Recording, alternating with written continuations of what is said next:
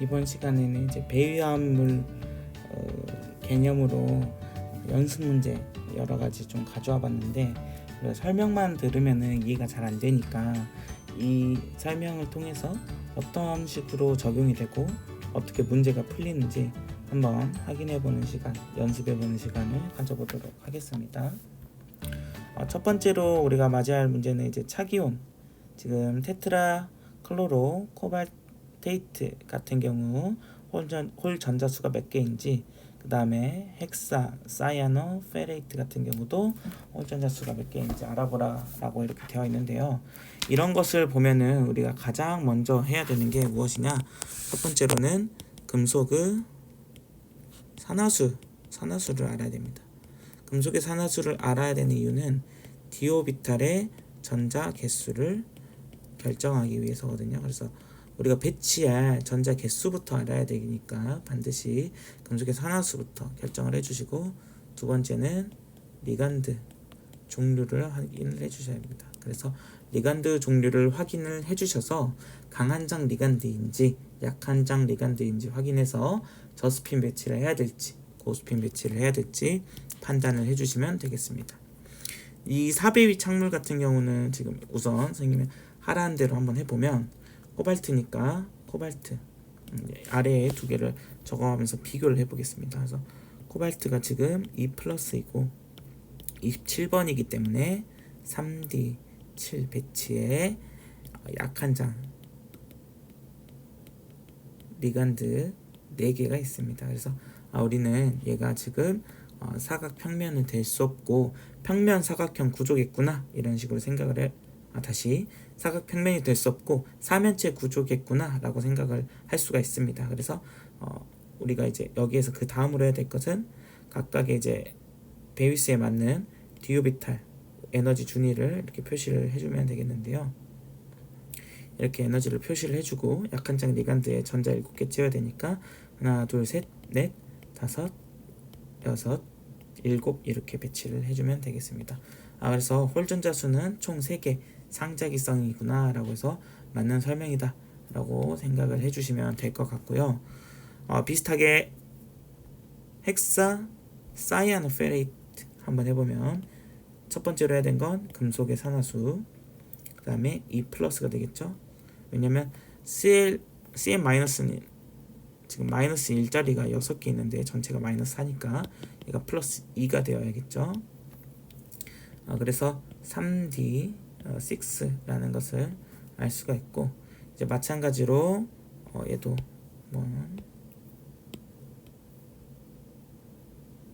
이렇게 디오비탈 에너지 준위가 존재한다 라고 했을 때 우리가 어떤 배치를 해야 되냐면, 이런 배치를 하면 안 되겠죠. 왜냐면 팔면체 장이기 때문에 이렇게 T2G가 아래에 있고 T2G인 DXY, DYG, DXG 오비탈이 아래에 있고 EG가 위에 존재하는 이러한 배치를 해야 될 겁니다. 그래서 상자기성, 얘는 여기에다가 강한 장 리간드 6개가 존재하기 때문에 저스핀 배치를 해야겠다라는 생각을 하고, 하나 둘 셋 넷 다섯 여섯 배치를 해서 홀전자 수가 없네, 반자기성, 이런 식으로 판단을 해주면 되겠습니다. 그래서 헷갈리지 말고 금속의 산화수 판단, 리간드의 개수와 종류 판단해 주시면 전자 배치를 할 수 있다 라고 생각을 할 수 있습니다. 이거는 우리가 확인했던 이 입체 이성질체의 예시를 바탕으로 판단을 할 수 있는데, 물론 얘도 이 구조를 전부 다 그릴 수 있지만 M, EN, 2, A2 구조이겠구나 이렇게 판단을 해주시면 좀 더 좋을 것 같아요. 그래서 얘는 A가 시스가 있고 A가 트랜스가 있다라고 했었습니다. 그리고 얘 같은 경우가 지금 광학 이성질체를 가지고 있기 때문에 기하 이성질체 2개, 광학 이성질체 1개, 그래서 전체 입체 이성질체는 3개다 이렇게 표현을 해줬었습니다. 이게 잘 안되면 실제 그림을 그려보면 됩니다. 그래서 코발트에 Cl 이러한 시스 구조, 이게 하나 존재할 것이고 트랜스 구조인 Cl, Cl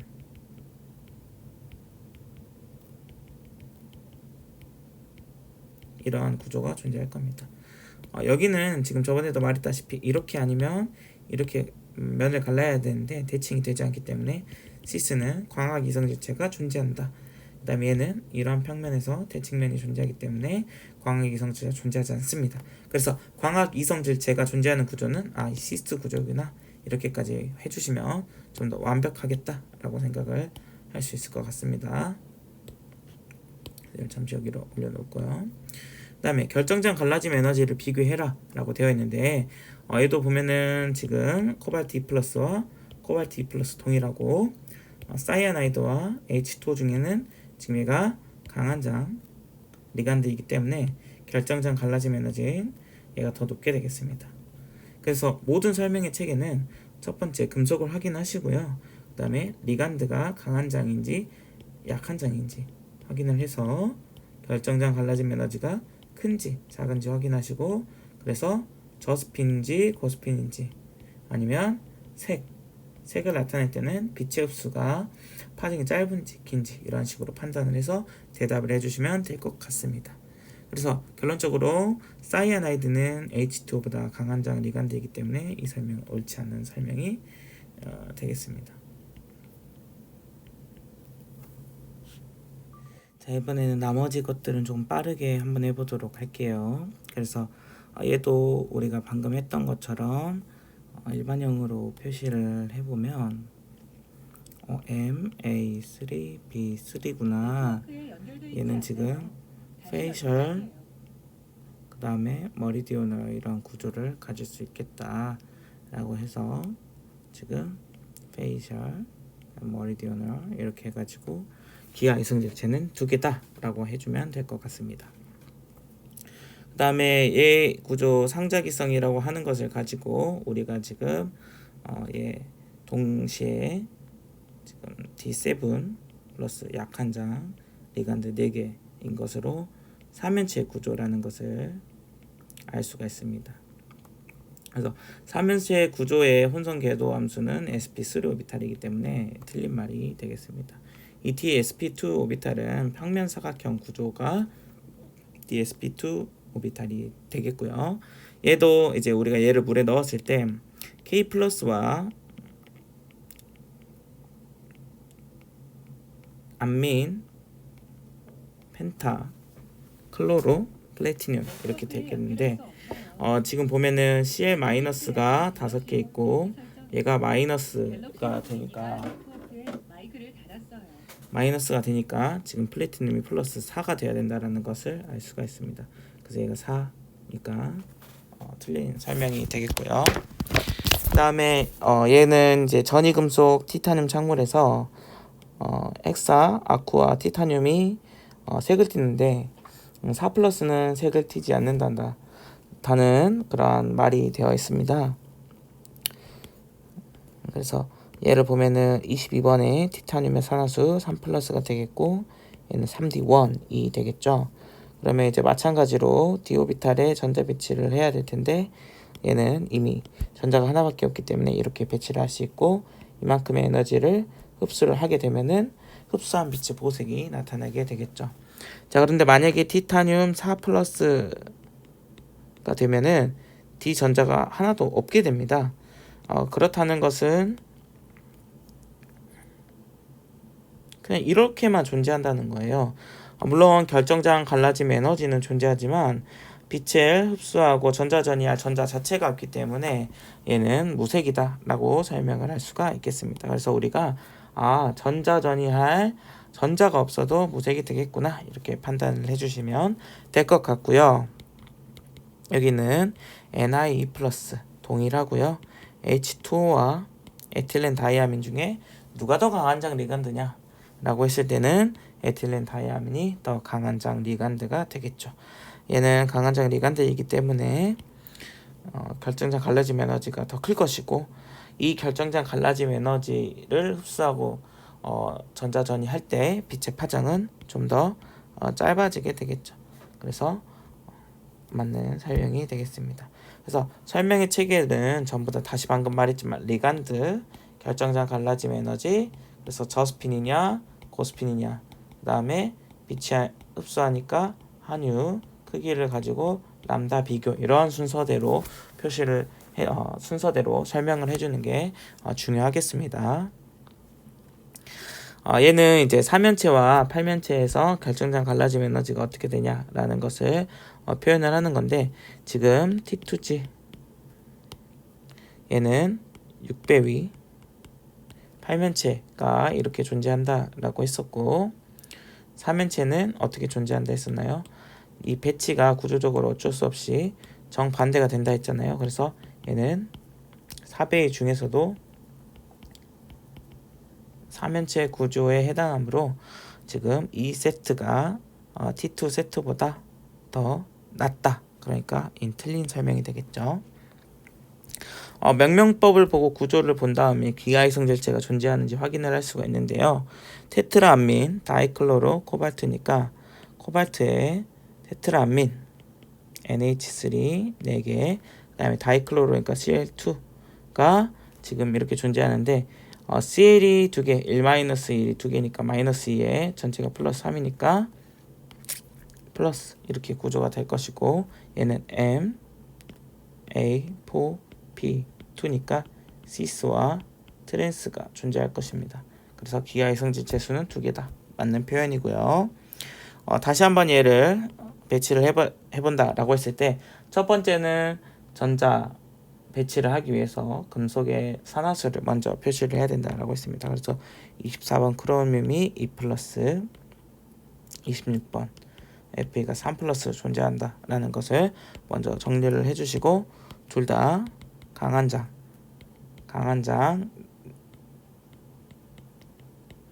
리간드가 6개, 그 다음에 얘도 강한 장 리간드 6개 존재한다는 걸 알 수가 있습니다. 그래서 이제 전자 배치를 해본다 라고 했을 때 둘 다 강한 장이기 때문에 하나 둘 셋 넷, 하나 둘 셋 넷 다섯 여섯 이렇게 배치를 해주면 됩니다. 그래서 스핀의 수는 2개 0개이기 때문에 둘 다 틀린 설명이 되겠습니다. 여기에 있는 설명은 전부 다 고스핀 배치를 할 때 설명이 되겠죠. 이번에는 방금 한 것처럼 4배위, 6배위 화합물에서 전자 배치를 한번 해보는 걸 할 건데요. 얘 같은 경우는 뭔가 느낌상 우리가 계속 해보니까 4배위 중에 4면체, 평면 사각형, 8면체 이런 구조가 될 것 같긴 한데, 한번 차근차근 해보도록 하겠습니다. 그래서 CO Br2, Cl2, E- 같은 경우는 지금 CO E 플러스니까 27번에 D7이고 약한 장 4개 있으니까요. 어떤 배치를 하면 될까요? 지금 4면체니까 이 순서가 바뀌고 있구나라는 걸 반드시 확인해 주시고, 2와 D2 되겠죠. 그래서 dx제곱 마이너스 y제곱 dg제곱, 그 다음에 dxy, dyg, dxg 오비탈이 이렇게 존재하고, 저스핀 배치를 하면 되니까 이런 식으로 하나 둘 셋 넷 다섯 여섯 일곱 이렇게 배치를 해주면 됩니다. 그러면 지금 상자기성의 홀전자 수 3개가 되겠네요. 그 다음에 ni 여기 보이는 것처럼 CN4에 E-를 해준다라고 했을 때는 28번에 니켈이 이렇게 존재하고, 얘가 D8에다가 강한장 리간드 4개니까 우리가 평면 사각형 구조겠구나 라는 것을 우리가 유추할 수 있습니다. 그래서 평면 사각형 구조는 둘, 하나에 그 다음에 매우 높은 하나, 이런 식으로 존재하게 된다라고 표현을 했었고, 가장 큰 상호작용이 있는 오비탈은 dx제곱 마이너스 y제곱, 그 다음에 dxy, dg제곱에 dxg, dyg가 존재하겠습니다. 그 그 다음에 평면 사각형 같은 경우는 dx제곱 마이너스 y제곱을 빼고 나머지를 모두 채운 그러한 전자에서 안정성이 나타난다라고 했었으니까 이런 식으로 전자 배치를 해주시면 될 것 같고요. 마지막으로 코발트, 헥사 클로로 다시 헥사 카보닐 코발트 3플러스 같은 경우는 얘가 중성 리간드이기 때문에 27번에 코발트 3플러스가 되겠고, 그러면 얘는 D6에다가 강한장 리간드 6개가 되겠습니다. 얘를 이제 전자 배치한다라고 했을 때는 강한장 리간드이기 때문에 하나, 둘, 셋, 넷, 다섯, 여섯 배치를 한다라는 것을 알 수 있고, 이를 통해서 x제곱 마이너스 y제곱과 d제곱이 존재하지 않는 얘가 지금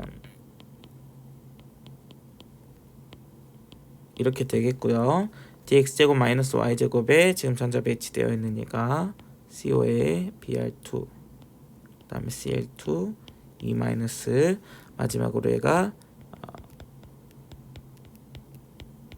되겠습니다. 그래서 만약에 이렇게 해놓고 그 다음에 어떤 질문을 한다라고 하면은 방금 우리가 배웠던 것처럼 전부 다 질문을 해주면 될 것 같습니다.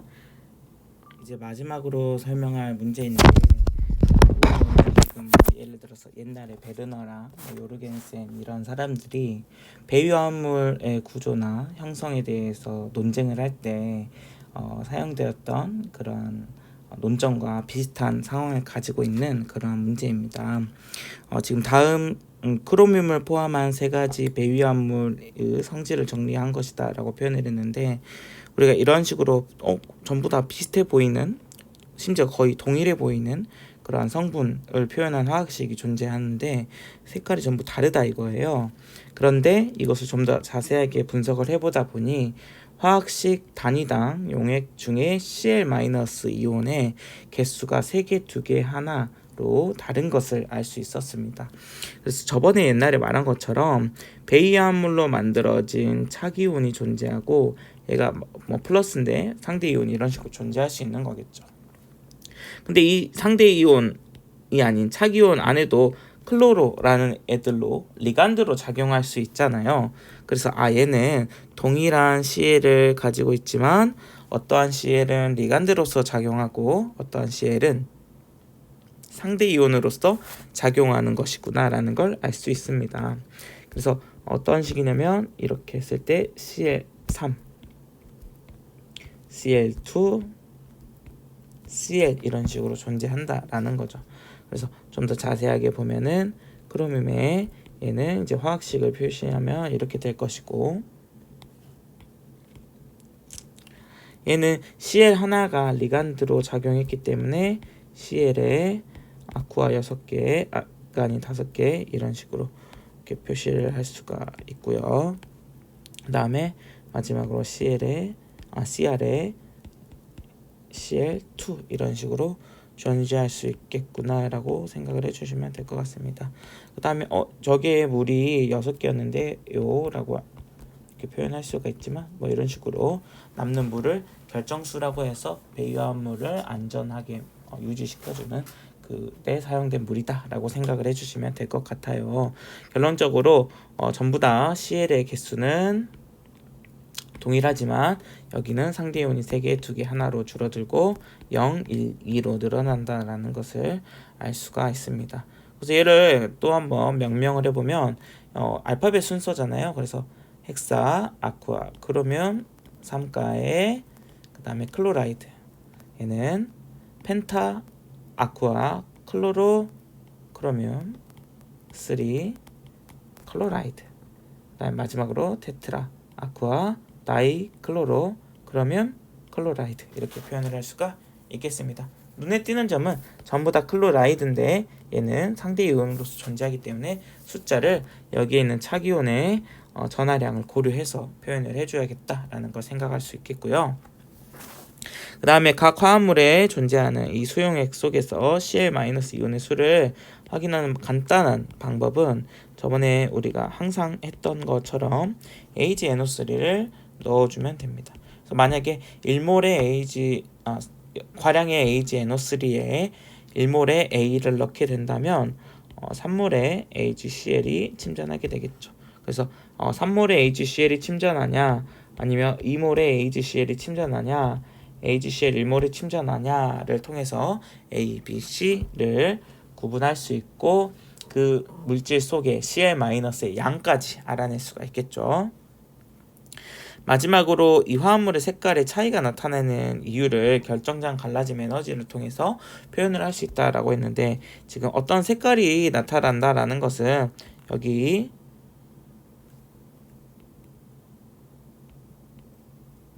이렇게 너무 그림을 급하게 그렸네요. 이렇게 보색 표에 있는 것처럼 뭐 예를 들어서 빨, 주, 노, 초, 파, 보 이렇게 색깔이 나타난다라고 했을 때 노란색을 빛을 많이 흡수하면 그 보색인 보라색이 보이고 그 다음에 주황색 빛을 많이 흡수하면 보색인 파란색이 보인다 라는 거잖아요. 그래서 얘는 지금 보라색이 보이기 때문에 노란색 빛을 많이 흡수하고 있구나 라는 걸 알 수 있고 녹색이 보이기 때문에 초록색 빛을 많이 흡수한다 라는 것을 알 수 있습니다. 뭐 다시 한번 생각을 해보면 자, 이 노란색 빛을 흡수하고 그 다음에 빨간색 빛을 흡수한다라는 것은 흡수하는 빛의 파장이 다르다는 의미인데 자, 보라색 빛을 다시 보라색 빛이 관찰된다라는 것은 노란색을 흡수한다. 그 다음에 초록색 빛이 보인다라는 것은 빨간색을 흡수한다라는 거죠. 그러면 왜 보라색을 나타내게 됐냐라고 했을 때 자, A 같은 경우는 크로뮴에 H2O가 6개 있는 구조였고 얘는 크로뮴 그 다음에 뭐 예를 들어서 이렇게 존재하는 구조였죠. 여기서 다른 점은 물이 얼마나 많냐입니다. 그래서 A 같은 경우는 지금 누가 더 많고 H2O가 더 많고 Cl이 아예 없거든요. 그래서 설명을 할 때 어떻게 해야 되냐 H2O가 Cl보다 강한 리간드이다 라는 것을 첫 번째로 표현을 해주고 그런데 강한장 리간드인 H2O의 수가 많으므로 뭐가 커지게 될까요?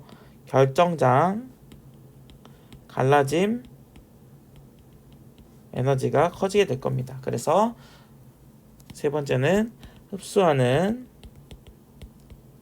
빛의 파장이 짧다 혹은 단파장 빛을 흡수하기 때문에 빨간색보다 단파장인 노란색을 흡수해서 보라색이 나타난다 이런 식으로 표현을 해주면 되겠습니다.